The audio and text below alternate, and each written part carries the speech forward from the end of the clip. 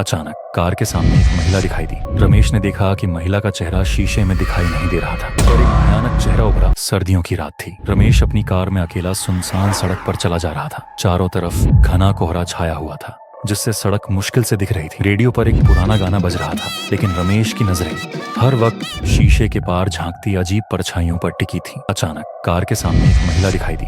उसने सफेद साड़ी पहनी थी और हाथ से रुकने का इशारा किया। रमेश ने तेजी से ब्रेक लगाया। डर और हैरानी के बावजूद उसने खिड़की खोली। भैया, क्या मुझे गांव तक छोड़ देंगे? उसकी आवाज धीमी और ठंडी थी। रमेश ने अनमने मन से उसे कार में बैठा लिया। जैसे ही कार आगे बढ़ी, महिला ने कुछ नहीं कहा। उसकी चुप्पी अजीब थी। अचानक रमेश ने देखा कि महिला का चेहरा शीशे में दिखाई नहीं दे रहा था। उसके हाथ कांपने लगे। उसने धीमी आवाज में पूछा, आप कहाँ जाना चाहती हैं? महिला ने धीरे से उसकी ओर देखा। उसकी आंखें काली और खाली थीं। उसने फुसफुसाते हुए कहा, जहां से कोई वापस नहीं लौटता। अचानक कार का इंजन बंद हो गया। घने कोहरे में रमेश ने देखा कि महिला अब गायब हो चुकी थी, लेकिन अगले ही पल शीशे पर एक भयानक चेहरा उभरा। उसकी डरावनी मुस्कान से खून टपक रहा था। रमेश चीखता हुआ कार से बाहर भागा, लेकिन कोहरा घना होता गया और उसके कदम कहीं नहीं ले जा रहे थे। उसकी चीखें धीरे धीरे कोहरे में घुल गईं। अगली सुबह सड़क पर सिर्फ उसकी कार मिली, लेकिन रमेश का कोई नामो निशान नहीं था। उस सड़क से गुजरने वाले आज भी कहते हैं, कोहरे में एक महिला दिखाई देती है जो सिर्फ उन्हीं को रोकती है जिनकी आखिरी यात्रा तय होती है।